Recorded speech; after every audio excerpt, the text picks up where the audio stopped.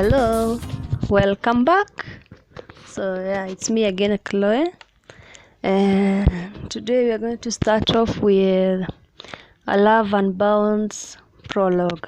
That's not my chapter 1. Chapter 1 will come back later on, but we're starting off with prologue. So sit back, relax, and listen. And thanks again for being here. So, a Love Unbound's prologue.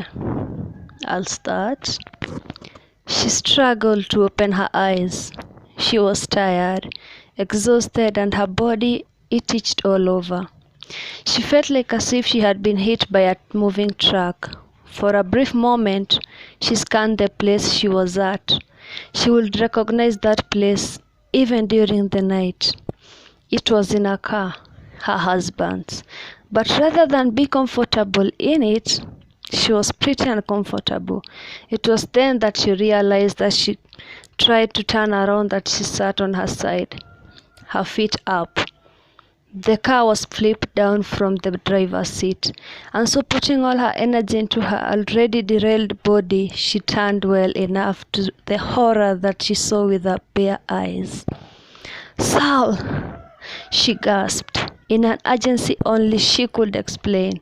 It was a panic gasp, a very scared one, and with the last throw, she tried as hard as she could to try and touch him. He was soaked in blood.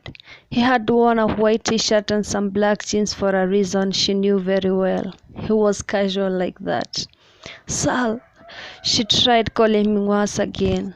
She could feel that he was still warm, and so she slowly let go of him and took off a black top she had on. Using all her energy,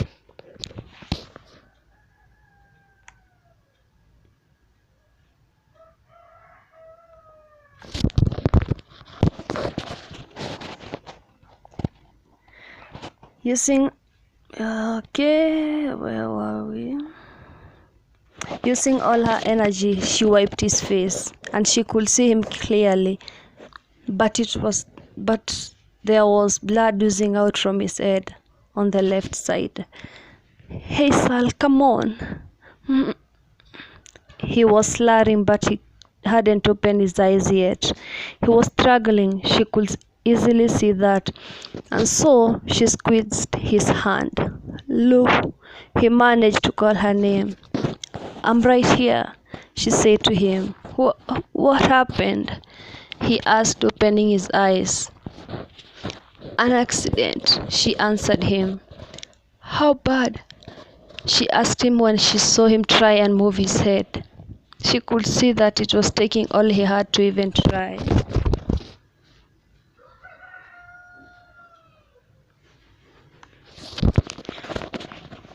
"Bad," he was honest.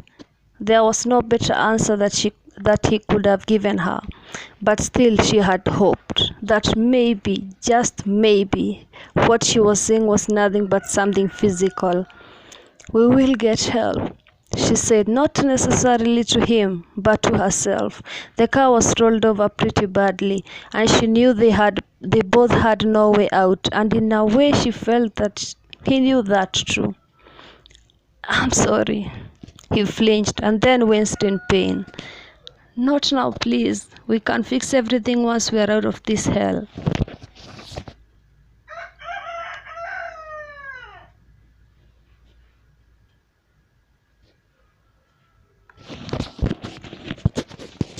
She looked imploringly in his eyes, and then she saw it.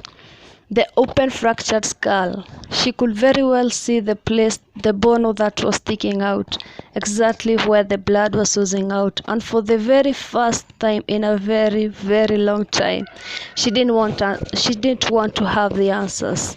She didn't want questions she could not have a definite answer to. And as she swallowed hard, a tear escaping her right eye, she saw the kind of pain he was in. He was sweating. And as blood started coming out of his nose, that's where she felt completely helpless. She wanted to move, but she couldn't. She wanted to help the one she had given her life to, her soulmate, the one she was meant to spend the rest of her life with, the father of her son, the one who always made things right. She wanted to wrap her hands around him and help ease his pain, take it all away, but she couldn't, no matter how hard she pushed herself. And so she stopped, feeling his hand in hers tighten. It's okay. He forced a smile. No. She shook her head, fighting the tears back. No, she said again. Reaching out for her phone, which was in her purse, she dialed a number she knew would never be off. Mom, there's been an accident. I don't know how long Salim is not okay. We are just around the corner, she said and cut off the phone, not waiting for any word.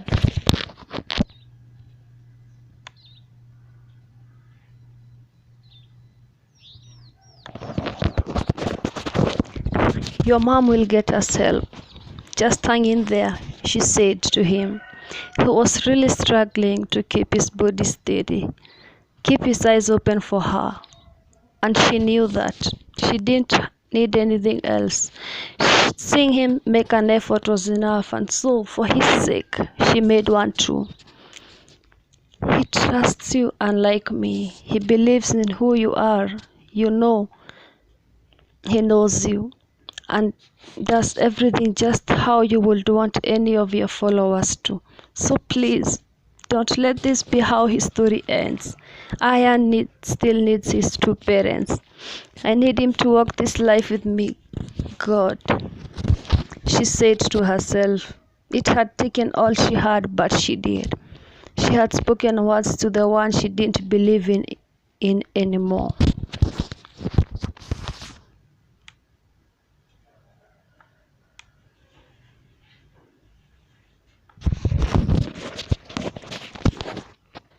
I love you, he whispered, and she turned her attention back to him. I love you and our son so very much, he added. I love you too, she whispered back. Just hold on for me. Keep your eyes on me, she added. She just wanted a reassurance that he would do the only thing she was requesting him. And she hoped as she peered her eyes on the already broken rear mirror of the car that anyone would spot them and get them the help they needed. But then she felt her own body give out, and Sal's was doing the same thing. Their hands pressed against each other. They let out a soft, needed squeeze. Mama, they love you to each other. Then in a split second, both their eyes were shut. So yes, that's the end of the prologue of A Love Unbound. Tell me what you think, and just like this chapter or video or whatever, but just like it, share and comment as we wait for the next chapter, which will be around somewhere next week. I don't know, but just hang in there, wait for it. And yeah, just don't forget to tell me what you think. So yes, that's how A Love Unbound starts, with the prologue. Yes, with the accident between Sal and his wife Luna. There isn't anywhere she's mentioned, but Sal uses her short name. She goes by Lu, but her real name is Luna. So yes, that's that. Hoping to see you next time, and please subscribe, share with friends, and like, and if you feel like it, you can also comment. And there is that. Do have yourselves some wonderful time. Till next time, goodbye.